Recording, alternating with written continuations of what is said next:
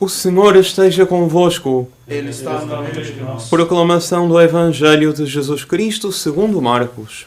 Glória a vós, Senhor.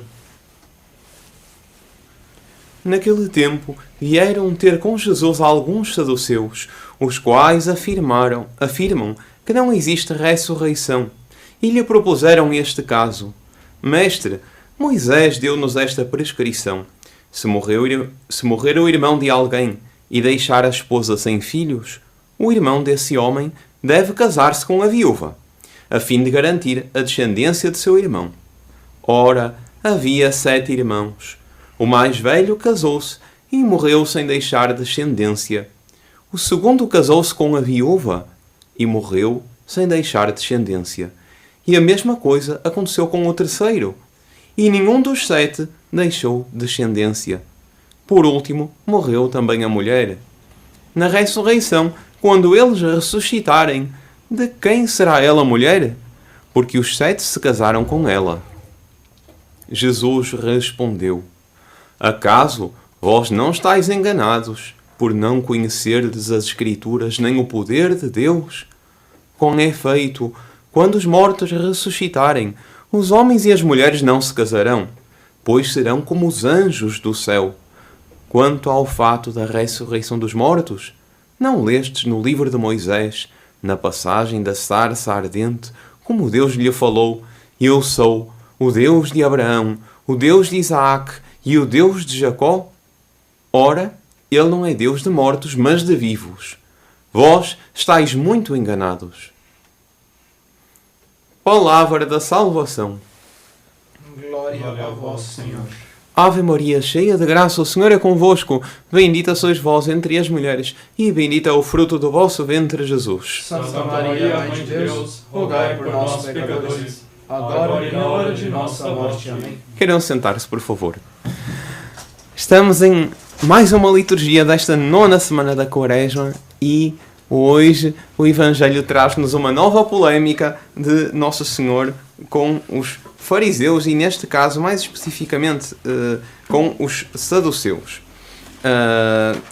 No dia de ontem, nós estávamos no capítulo 12, versículo 13 a 17 de São Marcos, e hoje estamos no versículo 18 a 27. Então São Marcos é um capítulo em que ele conta todas estas polémicas e que para nós são atuais porque nos permitem tirar princípios. E hoje deu-se em específico com os saduceus, como dizia, que tinham, à diferença dos fariseus, eles não aceitavam a maior parte do Antigo Testamento. Eles só aceitavam o Pentateuco. Porquê? Porque eles tinham criado algumas doutrinas falsas e uma delas é que não existia ressurreição. Eles negavam a ressurreição porque, evidentemente, lhes permitia levar uma vida mais folgada.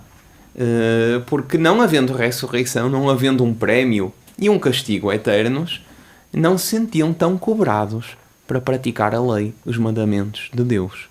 Então, negavam. E Nosso Senhor, para eles, como eles sabiam que o Nosso Senhor afirmava a ressurreição, colocam este caso sui generis da viúva, que foi viúva 7 vezes e todos os maridos dela morriam sem deixar descendência. De quem seria ela esposa na ressurreição? E Nosso Senhor dá um argumento de autoridade, primeiro, com uma afirmação que não constava na Escritura, de que após a ressurreição não haverá casamento. As almas estarão totalmente postas em Deus e esse vínculo matrimonial existe nesta terra para o crescimento do género humano, mas para povoar o céu. Uma vez o céu povoado, essa função do matrimónio aqui na terra cumpriu a sua missão. E então terão passado para a eternidade aqueles que devem viver para louvar a Deus. E depois ele responde à questão da ressurreição com um argumento do Pentateuco. Justamente os 5 livros aceitos pelos saduceus, dizendo que no Pentateuco está escrito, dito por Deus: Eu sou o Deus de Abraão, o Deus de Isaac e o Deus de Jacó. Era um Deus de vivos, então a ressurreição tinha que existir. Magnífico! E com isso Nosso Senhor aponta-nos essa esperança na ressurreição. Esperança da ressurreição que deve ser o nosso alento em todas as provas, todos os dias da vida. E quando nós nos sentimos a bater, sempre estamos esquecendo o prémio eterno. E é justamente nesse contexto que nós podemos analisar a carta de São Paulo a Timóteo, que foi lida na primeira leitura. Porque São Paulo vai dizer, com palavras tão bonitas, que maravilhosa forma de iniciar uma carta. Paulo, apóstolo de Jesus Cristo pelo desígnio de Deus. Então São Paulo invoca qual é a autoridade que ele tem, quais são as bênçãos que ele recebeu. Ele é apóstolo de Nosso Senhor. E ele invoca isso para incutir confiança no que ele vai dizer como ele continua dizendo, a Timóteo, meu querido filho. Graça, misericórdia e paz. Timóteo era discípulo de São Paulo, bispo, ele tinha ordenado bispo, estava a passar por uma provação, atravessando uma dificuldade. São Paulo ordenou o bispo, claro, batizou-o, confessou, deu-lhe a primeira comunhão, o crisma, ordenou e depois deixou com uma missão de evangelização. E uma missão na qual ele tinha que às vezes discutir com estes fariseus, com estes saduceus, enfrentar dificuldades. Ele era jovem e São Paulo parte para longe. São Paulo é preso e Timóteo parece sentir-se sozinho. Como que abandonado por Deus? Será que vai dar certo? Será que sem São Paulo, quando São Paulo estava com ele, São Paulo tinha aquele fogo? Mas ele, Timóteo, sozinho, será que vai dar certo a missão dele? Sensação que pode às vezes passar pela nossa vida.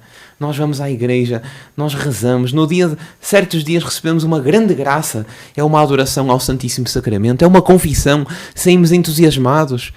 Mas depois as águas sob os nossos pés, o mar se agita, nós começamos a afundar como São Pedro e é pedida de nós uma coisa, aquilo que São Paulo incentivou São Timóteo a ter. O que é que São Paulo vai dizer a São Timóteo?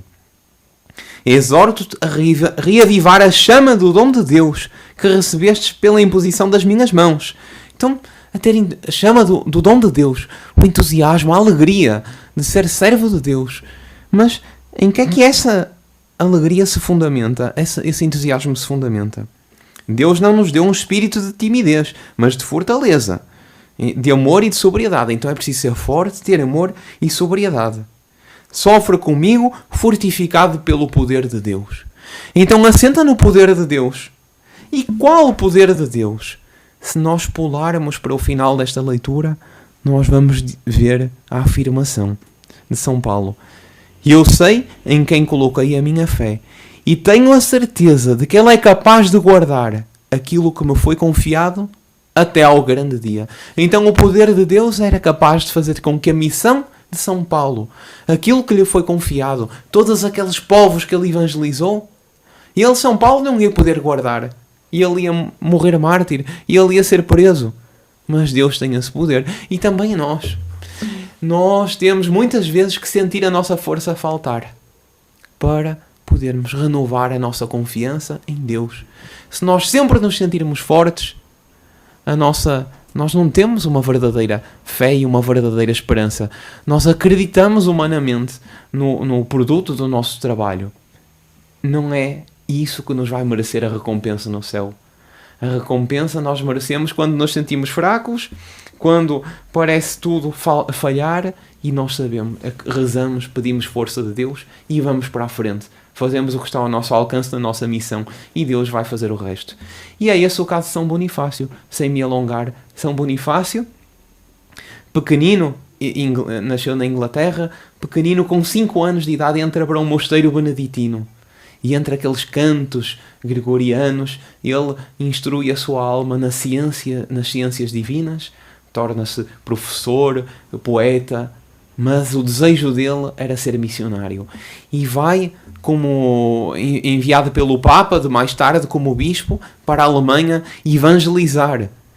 E quantas dificuldades ele sentiu, não desanimava. Ele escrevia a muitos mosteiros, a muitas congregações religiosas, para que rezassem por ele.